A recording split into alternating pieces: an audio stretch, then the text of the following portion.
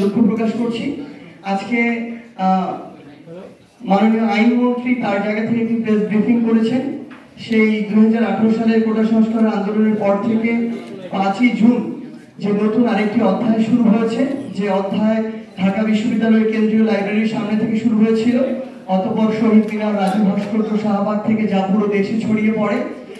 সেই জায়গায় এমন অসংখ্য ঘটনা হয়েছে যেগুলো কিছুগুলো প্রত্যাশিত থাকলেও এমন অনেক কিছু ছিল যেগুলো অপ্রত্যাশিত। সেই জায়গা থেকে আমরা সকলেই শারীরিক বা মানসিকভাবে একটি বিপর্যস্ত অবস্থায় রয়েছে। আজকে এমন অবস্থায় দাঁড়িয়ে আমরা আমাদের এই প্রেস ব্রিফিং এসেছি। আপনাদের সবাইকে আমরা আমাদের জায়গা থেকে ধন্যবাদ জানাই যে আপনারা এত কষ্ট করেও আমাদের এই জায়গায় এসেছেন। প্রথমে আমি আমাদের অন্যতম সমন্বয়ক নাহিদ ইসলামকে অনুরোধ করছি তার বক্তব্য উপস্থাপনের জন্য। আর কে কথা বলে বুঝলাম না তো, বলেন ভাই বলেন। মানে তাদের কথা বলতে দেন।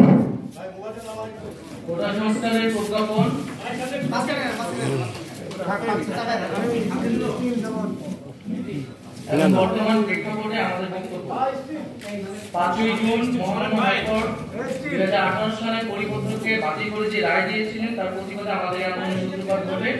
গত 1 জুলাই থেকে বৈষম্য বিরোধী ছাত্র আন্দোলনে অথবা স্টুডেন্ট এগেইনস্ট ডিসক্রিমিনেশনের ব্যানারে সারা দেশে কোটা সংস্কারের দাবিতে আমরা দুর্বার আন্দোলন গড়ে তুলি। আমাদের উদ্দেশ্য ছিল কোটা সংস্কারের মাধ্যমে দুর্নীতিমুক্ত মেধাভিত্তিক একটি নিরপেক্ষ আন্দোলন গঠন করা, যা একটি সমৃদ্ধ বাংলাদেশ গড়ে তুলতে সহায়ক হবে।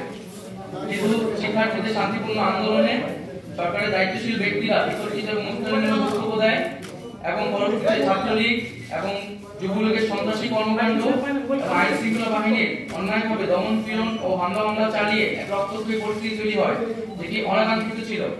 বিশ্ববিদ্যালয় প্রশাসন ও আইন শৃঙ্খলা বাহিনী যখন শিক্ষার্থীদের নিরাপত্তা দিতে ব্যর্থ হয়, তখন আমরা অভিভাবক, শিক্ষক সহ school, college, private, public, national সকল ধরনের শিক্ষার্থীদের এবং সর্বস্তরের নাগরিকদের রাজপথে নেমে আসার আহ্বান জানাই আমাদের নিরাপত্তার জন্য।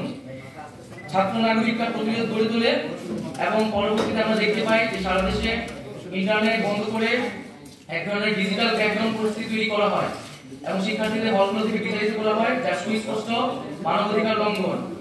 পরবর্তীতে সেনাবাহিনী নামিয়ে কারফিউ জারি করা হয় এবং এই অরাজক পরিস্থিতির সুযোগে পরিকল্পিতভাবে আন্দোলনকে নস্যাৎ করার জন্য দুর্বৃত্তরা বিভিন্ন ধরনের নাশকতা করে, বিভিন্ন রাষ্ট্রীয় প্রতিষ্ঠানে আগুন লাগায় ও যানবাহনের ক্ষয়ক্ষতি করে। প্রতিবাদী ছাত্র নাগরিকের সাথে এই সকল সহিংস ঘটনার কোনো ধরনের সম্পর্ক নেই। এটা স্পষ্ট সরকারের দায়িত্বহীন আচরণ ও দমনপীড়ন নীতির জন্য এই অরাজক পরিস্থিতি তৈরি হয়েছে। এর দায় সম্পূর্ণ সরকারের। সরকার আইন শৃঙ্খলা রক্ষা ও জনজীবনের নিরাপত্তা দিতে ব্যর্থ হয়েছে। এখন সমগ্র পরিস্থিতির দায় শিক্ষার্থী ও বিভিন্ন রাজনৈতিক দলের উপর চাপিয়ে সরকার পুনরায় দায় এড়াচ্ছে। আমরা প্রথম থেকে সরকারের সাথে আলোচনার কথা বলেছি, কিন্তু সরকার ডিজিটাল ক্র্যাকডাউন করে ক্যাম্পাস থেকে শিক্ষার্থীদের বিতরণ করে রাস্তায় নিরীহ জনগণের উপর গুলি চালানোর অবস্থায় আমাদের সংলাপের আহ্বান জানিয়েছিল। আমরা সেই আহ্বান প্রত্যাখ্যান করেছি। ফলস্বরূপ আমাদের আন্দোলনের এখন সমন্বয় মোহাম্মদ নাহিদ ইসলাম অর্থাৎ আমাকে গুম করে 24 ঘন্টা শারীরিক ও মানসিক নির্যাতন করা হয়। অন্য কিছু সমন্বয় সরকারের প্রতিনিধির কাছে তাদের বক্তব্য, কিছু দাবি পেশ করতে গেলে সেটাকে সংলাপ বলে মিডিয়ায় প্রোপাগান্ডা চালানো হয়। গুম, গ্রেফতার, প্রোপাগান্ডা, ডিজিটাল ক্র্যাকডাউন, কারফিউ, রাষ্ট্রযন্ত্রের সকল শক্তি ব্যবহার করে সরকার বৈষম্য বিরোধী ছাত্র আন্দোলন ও প্রতিবাদী ছাত্র নাগরিককে ছত্রভঙ্গ করে দেওয়ার চেষ্টা করেছে। করে এখন কোটা সংস্কারের প্রজ্ঞাপন দিয়েছে। রক্ত ও লাশের উপর দাঁড়িয়ে প্রজ্ঞাপন শিক্ষার্থী ও নাগরিকদের প্রতি নির্মমতার আরেকটি ইতিহাস হয়ে থাকলো। কোটা সংস্কার ছিল একটি অরাজনৈতিক ও শিক্ষার্থীদের স্বার্থের আন্দোলন। সরকার এটিকে প্রথম থেকে রাজনৈতিকভাবে মোকাবেলা করতে চেয়েছিল। সরকার বিরোধী মুক্তিযুদ্ধের পক্ষ থেকে কথা বলে সেই পরিবেশটি তৈরি করা হোক এবং আমরা সকলে যেন শুক্রবারে বাংলাদেশের সকল ক্যাম্পাসে আমরা শিক্ষার্থীরা ফিরে যেতে পারি। শিক্ষার্থীরা যদি ক্যাম্পাসে ফিরতে না পারি, তাহলে ওই একাডেমিক পরিবেশ ফিরে আনার গল্প বলে এগুলো শুধু গাল গল্প হিসেবেই থেকে যাবে, কোনো লাভ নেই। সেই জায়গা থেকে আমাদের 4টি জরুরি দাবি আমরা আবার উল্লেখ করছি। 1, ইন্টারনেট সচল করতে হবে। 2, কারফিউ উইথড্র করতে হবে। 3, বিশ্ববিদ্যালয় বা শিক্ষা প্রতিষ্ঠানগুলো থেকে আইন শৃঙ্খলা বাহিনী সরিয়ে নিয়ে সরকার এবং প্রশাসনের সমন্বয়ে সুষ্ঠু পরিবেশ নিশ্চিত করে আবাসিক হল খুলে দিয়ে আমাদেরকে শিক্ষা প্রতিষ্ঠানে ফিরে যাওয়ার পরিবেশ তৈরি করে দিতে হবে। এবং 4, যেটা হচ্ছে যে আমাদের সমন্বয়ক হিসেবে শুধু এখানে নয়, সারা বাংলাদেশে যারা এই কোটার যৌক্তিক সংস্কারের যে আন্দোলন সেটিতে যারা সমন্বয় করেছেন তাদের নিরাপত্তা নিশ্চিত করতে হবে। আমি স্পষ্ট ভাষায় বলি, আমরা প্রতি মুহূর্তে ভয় থাকি যে কখন আমাদের গ্রেফতার করা হয়, কখন আমাদের তুলে নিয়ে যাওয়া হয়, কখন আমাদের উপরে নাহিদের মতো শারীরিক বা মানসিকভাবে অত্যাচার করা হয়। সো এই 4টি জরুরি দাবি সরকার যদি বৃহস্পতিবারের মধ্যে বাস্তবায়ন করে শুক্রবারে আমাদের সেই পরিবেশটি তৈরি করে দেয়, তাহলে বাকি যে আমাদের 8টি দাবি রয়েছে সার্বিক উদ্ভূত পরিস্থিতি নিয়ে, সেগুলো নিয়ে আমাদের যে কথা বলার স্কোপটি, যেটি আমাদের আহ্বান করা হচ্ছে, সেটি তৈরি হবে। এবং সবশেষে আপনাদের উদ্দেশ্যে এক লাইনে একটি কথাই বলে দিতে চাই, বাংলাদেশের শিক্ষার পরিবেশ আবার সুন্দরভাবে ফিরে আসবে কিনা, আমরা ক্যাম্পাসে যাব কিনা, আমরা কবে আমাদের আন্দোলনের শেষ ঘোষণা করব, এটি পুরোপুরি নির্ভর করছে সরকার এই দাবিগুলো জরুরি ভিত্তিতে মেনে নিয়ে আমাদের জন্য পুরো বাংলাদেশে এই পরিবেশটি কতটুকু উপযোগী করে দিচ্ছে। সরকার যদি চায় এটি বৃহস্পতিবারে করতে পারে, সরকার যদি না চায় তাহলে এটি অনির্দিষ্ট সময়ের জন্য যেতে পারে। তাহলে আন্দোলন কোন দিন থেকে ঢাকা বিশ্ববিদ্যালয়ের কেন্দ্রীয় লাইব্রেরি কিংবা রাজু ভাস্কর্যে অফিসিয়ালি শেষ হবে সেটা নির্ধারণ করবে সরকার। ধন্যবাদ। আমরা কি প্রশ্ন করতে পারবো?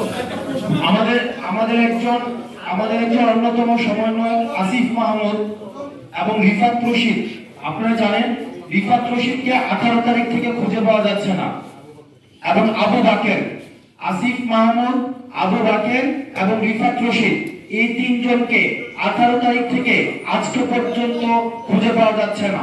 এবং আমার পাশে যিনি রয়েছেন উনি হচ্ছেন আসিফ মাহমুদের বাবা। আমরা আসিফ মাহমুদের বাবার থেকে কিছু শুনেছি। আসসালামু আলাইকুম, আমি সমন্বয়কারী আসিফ মাহমুদের পিতা। আমি গতকাল ইত্তেফাক পত্রিকায় জানতে পারছি আসিফ মাহমুদ ঘুমের শিকার। এই কথা জেনে আমি আজকে আসছি ঢাকাতে আইসা ঢাকা মেডিকেল কলেজের মর্গে তালাশ করছি, কিন্তু তাকে পাই নাই। এখন আমি আমার একটাই আবদার, আসিফ মাহমুদের সন্ধান চাই আপনাদের। আমার নাম মোহাম্মদ বিল্লাল হোসেন, বাড়ি মুরাদনগর উপজেলা আকুপুর গ্রামে। আপনারা প্রশ্ন নিলে ইয়ে করেন, আপনারা কি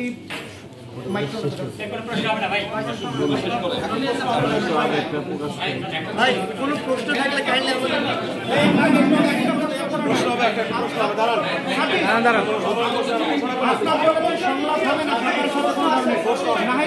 শর্ত যদি মানা হয় তাহলে সংলাপ হবে। বিষয়টা একটু ক্লিয়ার করেন। যদি সরকার না মানে সেক্ষেত্রে আপনারা কি করবেন? আচ্ছা, হাসনাত যে কথাটি বলেছে এটা হচ্ছে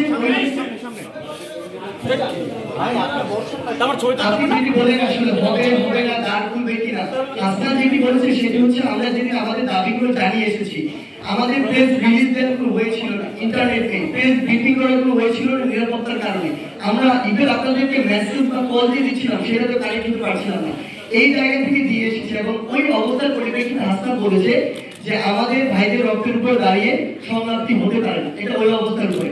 আমরা এখন আমাদের জায়গা থেকে যেটি বললাম যে আমাদের জরুরি ভিত্তিতে 4 দফা মেনে নিয়ে সরকার যদি আমাদের ক্যাম্পাসকে ফিরিয়ে সুষ্ঠু পরিবেশ এনে দিতে পারে, তারপরে যে 8 দফার যে বিষয়টি সেটি নিয়ে সরকার যে সংলাপের আহ্বান জানিয়েছে সেটির দ্বারটি উন্মুক্ত হবে।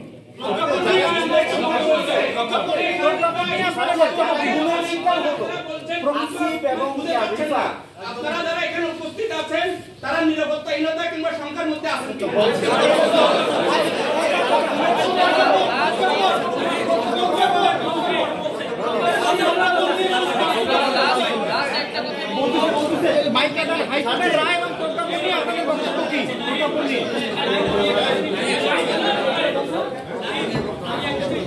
আর কোনো প্রশ্ন নিব না, প্রজ্ঞাপন নিয়ে সুস্পষ্ট কথাটা বলতে চাচ্ছি। আমরা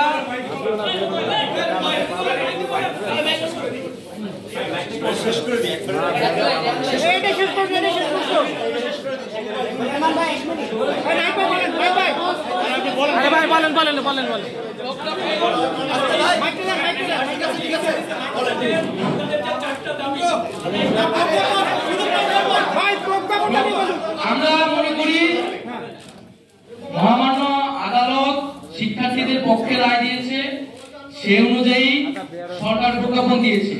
কিন্তু সরকার এই প্রজ্ঞাপন দিতে যত রক্ত মারিয়েছে, যত লাশ পড়েছে, সেটা অনাকাঙ্ক্ষিত, এর জবাব আমরা চাচ্ছি। দ্বিতীয়ত, প্রজ্ঞাপনের আগে শিক্ষার্থী এবং অন্যান্য স্টেক হোল্ডারদের সাথে নীতি নির্ধারণের সংলাপ প্রয়োজন ছিল। এই ধরনের সংলাপ ছাড়া প্রজ্ঞাপনকে আমরা চূড়ান্ত সমাধান হিসেবে গ্রহণ করব না।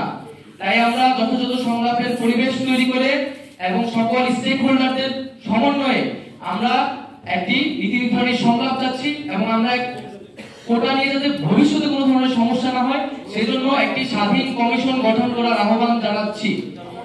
এবং এই প্রজ্ঞাপনের সাথেই কিন্তু কেবল আমাদের আন্দোলনটি সম্পর্কিত নয়।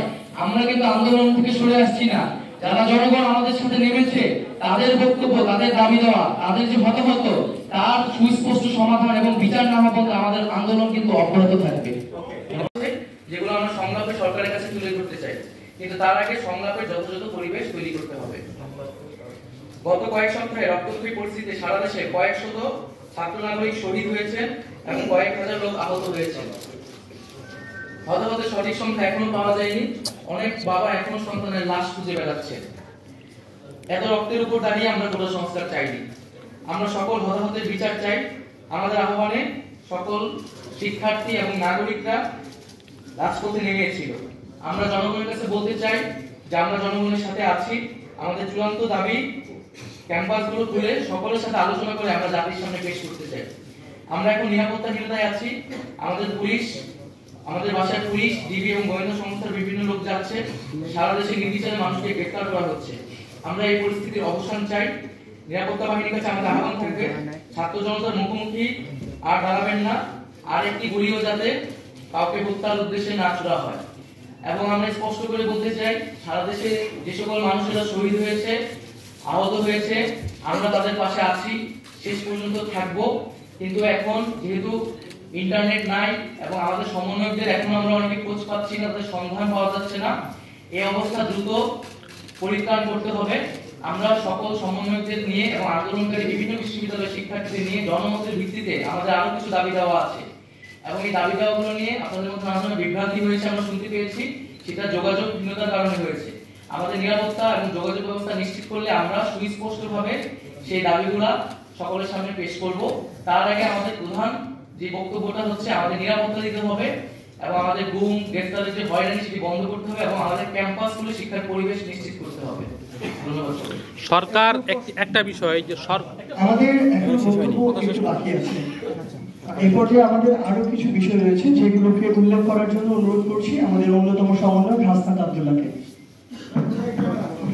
দেখুন, আমরা যখন আন্দোলনটি করছিলাম, এই আন্দোলনের শুরু থেকেই কিন্তু আমরা সরকারকে আহ্বান করছিলাম আমাদের সাথে একটি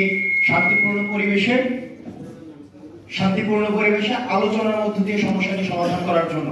আজকে এই যে তাণ্ডব হয়েছে, জ্বালাও পোড়া হয়েছে, অগ্নিসংযোগ হয়েছে, সরকারি যানমালের যে ক্ষয়ক্ষতি হয়েছে, এটির দায়ভার সরকার এড়াতে পারেন না। কারণ আমরা সবসময় চেয়েছি শান্তিপূর্ণ সমাধান, কিন্তু শান্তিপূর্ণ সমাধান না করে আজকের এই পরিস্থিতিতে এই যে আমাদেরকে ফেলে দেওয়া হয়েছে, এই দায়ভার সরকারকে নিতে হবে। এই কারণে আমরা সরকারকে আহ্বান জানাবো যত দ্রুত সম্ভব এই যে ইন্টারনেট ডিজিটাল যে ক্র্যাকডাউনটি চালানো হয়েছে, এই ইন্টারনেট সংযোগটি আবার পুনর্বহাল করার জন্য। কারণ আমাদের তথ্যের বিভ্রান্তির কারণে আমাদের যেহেতু যে সমন্বয়কগুলো রয়েছে, সমন্বয়কদের সাথে আমরা যোগাযোগ করতে পারছি না, যার কারণে আমাদের তথ্য বিভ্রান্তি দেখা যাচ্ছে এবং বিভিন্ন মিডিয়াতে দেখা গিয়েছে কি আমাদের দাবি পেশকে সংলাপ হিসেবে উপস্থাপন করা হয়েছে। আমরা এতগুলো লাশের উপর দিয়ে আমরা কখনোই সরকারের সাথে সংলাপ চাইনি, আমরা সংলাপ করব না। সুতরাং সরকারের প্রতি আহ্বান থাকবে খুব শীঘ্রই যে ছাত্রদেরকে হত্যা করা হয়েছে, তাদেরকে যে পুলিশ সদস্যরা হত্যা করেছে, ছাত্রলীগ যুবলীগের ক্যাডাররা যেভাবে শিক্ষার্থীদের উপর নৃশংসভাবে মধ্যযুগীয় কায়দায় হত্যা করেছে, তাদেরকে দ্রুততম সময়ে বিচারের আওতায় এনে আমাদের ক্যাম্পাসে সুষ্ঠু পরিবেশকে বজায় রাখার জন্য আমরা ঢাকা বিশ্ববিদ্যালয় সেন্ট্রাল লাইব্রেরি থেকে আমরা এই আন্দোলনটি শুরু করেছিলাম এবং আমরা চাই ঢাকা বিশ্ববিদ্যালয় সেন্ট্রাল লাইব্রেরির সামনেই আমরা সকল ছাত্রদেরকে নিয়েই এই আন্দোলনের আনুষ্ঠানিক পরিসমাপ্তি ঘটাবো। এখন এটির জন্য সরকার দায়বদ্ধ। সরকার কিভাবে এই সুষ্ঠু পরিবেশটি আনতে পারে এবং এই সুষ্ঠু পরিবেশটি আনার জন্য আমাদের যে রূপরেখা সেটি দিবেন সার্জি স্যার। আচ্ছা, প্রথমে আমাদের জায়গা থেকে কিছু বিষয় স্পষ্ট করি একদম। সেটা হচ্ছে যে সরকারের যে মনোভাব আমরা এখন দেখি, আজ দেখছি, গতকাল দেখেছি, এই কোটা সংস্কার আন্দোলন নিয়ে তাদের জায়গায় যদি ন্যূনতম সদিচ্ছাটুকু আজকে থেকে 5 দিন আগে থাকতো তাহলে একটা লাশও পড়তো না। এই দায় কখনোই সরকার এড়াতে পারে না। দ্বিতীয়ত, আইন শৃঙ্খলা রক্ষাকারী বাহিনীর প্রতিনিধি আমাদের এখানে এই রুমে কিছু রয়েছেন, তারা শাহবাগেও ছিলেন, তারা দেখেছেন আমরা শাহবাগে যে 10-11 জন ছিলাম কোনোদিন একটা গাড়িতে আমরা স্পর্শ পর্যন্ত করিনি। সেখানে যখন আজকে ঢাকা শহরে বিভিন্ন ভাবে উস্কানি দিয়ে হোক, অন্য কারো অপচেষ্টায় হোক, যখন এই ধ্বংসযজ্ঞগুলো চলেছে তখন আসলে দায় করা হয় আমাদের ব্যানারটিকে। যখন আমরা শাহবাগে বারবার আহ্বান জানিয়েছি যে আপনারা আমাদেরকে এই আহ্বানটুকু করুন, বসার স্কোপটুকু করে দিন, বিভিন্ন অংশীজনের সমন্বয়ে আলোচনা করে আমরা এই কোটার একটি যৌক্তিক সংস্কার চাই, তখন আমাদের কথা শোনা হয়নি। আমরা আমাদের জায়গা থেকে কি বলতে চাই যে বাংলাদেশ আসলে যাচ্ছে সামনের দিকে, অন্তত এখান থেকে অনেক কিছু শিক্ষা নেওয়ার আমাদের রয়েছে। যেটি যৌক্তিক, যেটি প্রাণের দাবি ছিল পুরো বাংলাদেশের, সেই দাবিকে আপনারা বিলম্বিত করে, সেই দাবিকে ভাঙচুরে আপনারা পরিণত করে, সেই দাবিকে মেনে নিতে গিয়ে 300, 400 কিংবা নাম না জানা অজানা অসংখ্য মানুষের লাশ ফেলে দিয়ে আজকে আপনি ঠিকই সেই দাবিটি পূরণ করতে যাচ্ছেন। কিন্তু এই যে ক্ষতিগুলো হয়ে গিয়েছে বাংলাদেশের অসংখ্য পরিবারের, এগুলো আসলে কখনো পূরণ করা সম্ভব নয়। তাই আপনাদের মাধ্যমে এটুকু জানাতে চাই যে বাংলাদেশ সরকার থেকে শুরু করে আগামীতে যারা এই বাংলাদেশের নেতৃত্বে থাকবে তারা যেন ওই দাবিটুকুর গুরুত্বটুকু অনুধাবন করার তাদের সামর্থ্যটুকু থাকে। আমাদের এখানে আমাদের অন্যতম সমন্বয়ক আসিফ, আপনারা সকলেই চিনবেন, আসিফের বাবা এখানে রয়েছেন। একজন বাবা সন্তানের খোঁজে বাংলাদেশের বিভিন্ন হসপিটালের মর্গে যাচ্ছেন, এর চেয়ে বেদনাদায়ক ন্যাক্কারজনক ঘটনা আর কিছু হতে পারে না। আসলে এইগুলো সৃষ্টি হয়েছে কিভাবে, এগুলো আমাদের ভাবতে হবে। আমাদের সাইট রংপুরে, সে নিরস্ত্র ভাবে খালি গায়ে হাত পেতে বুক পেতে দাঁড়িয়ে আছে, তাকে রাবার বুলেট দিয়ে গুলি করে হত্যা করা হয়েছে। আপনারা একবার চিন্তা করুন তাহলে কতগুলো রাবার বুলেট